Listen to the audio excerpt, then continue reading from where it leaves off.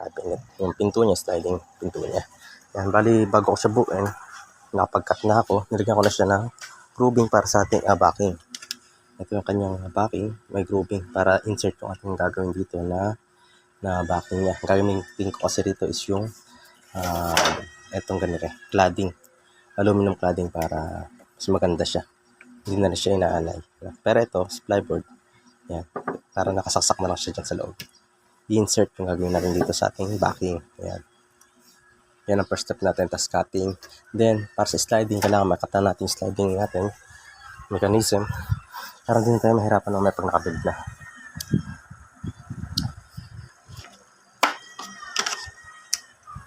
So, bali, ito yung kanyang mechanism para sa kanyang sliding. Ayan.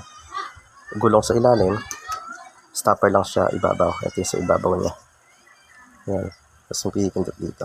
Yun. Ang ginamit ko nga rito is ito, SF clip. Ayan. Ito yung sa aluminum SF clip to. Ayan, papasin nyo rito, ito yung parang lang siyang U. Ayan, glass clip. Ano.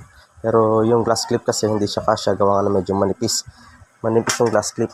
Kaya pinalitan ko siya ng SF clip. Ito kasi medyo malapad yung gulong niya. Ito itsura ng ating SF clip. Ayan. Ganyan itsura ng ating SF clip. Ayan. Kaya kinakat ko pa to. Ayan.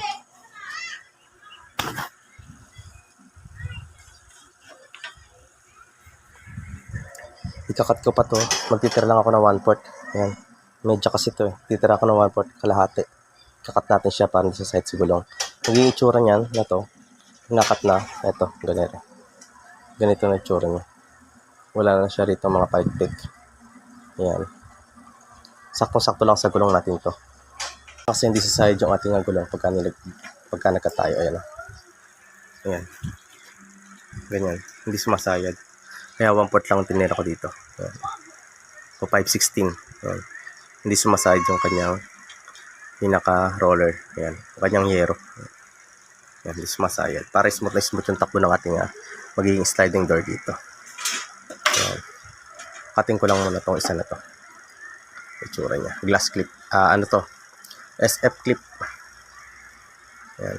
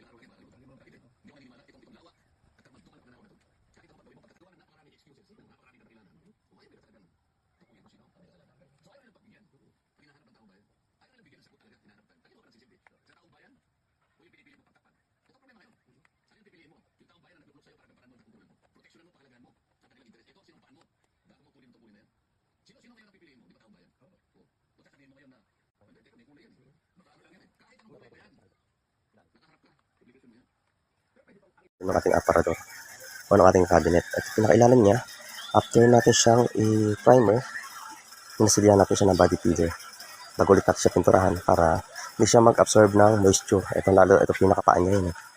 Lahat ng pinakapaan niya. Yan ang nakadikit sa sahig o sa tiles o sa semento. Yan yung nakadikit. Kaya minabuti natin na lagyan ng primer bago natin masilyahan, bago ulit natin pinturahan para iwas siya sa moisture. Okay.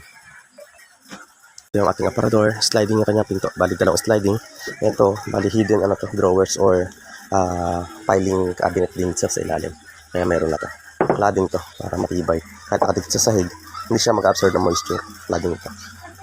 Pagka napinturahan, tsaka kung natatanggalin yung kanyang pinakabalot. Ayan. Lading siya. Pati kanyang loob. Ayan. Meron siyang pinto dito. Para lalagyan siya ng mga file. Cabinet with sliding door. Then, lagyan natin siya ng susi sa gitna. Ayan. Paglalak natin, push lang. Ayan. Lock na yan. Hindi na siya mabubuksan. Both side. Ayan. Hindi na siya mabubuksan both side. Then, pag-open natin, clockwise. Ayan. Pwede na siyang i-open. Ayan. Malambot lang siya i-open. Ayan. Ayan. Itsura niya para dito sa ating mga damitan. Ayan. Then, sa kabilang side naman yung kanyang mga hangiran. Ayan. Okay. Ayan. Napakadali niya lang ibukas.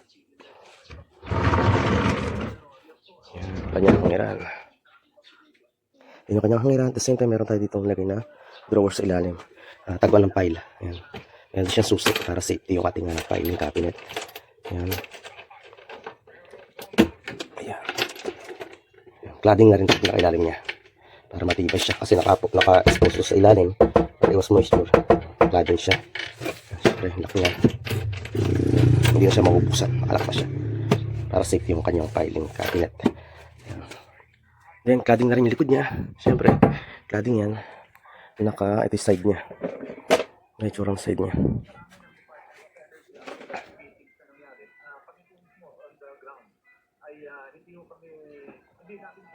Ito yung kanyang itsura sa likod.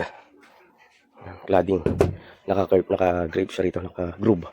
Para maganda siyang tignan. Tapos nakasilant yung gilid para maganda siyang tignan.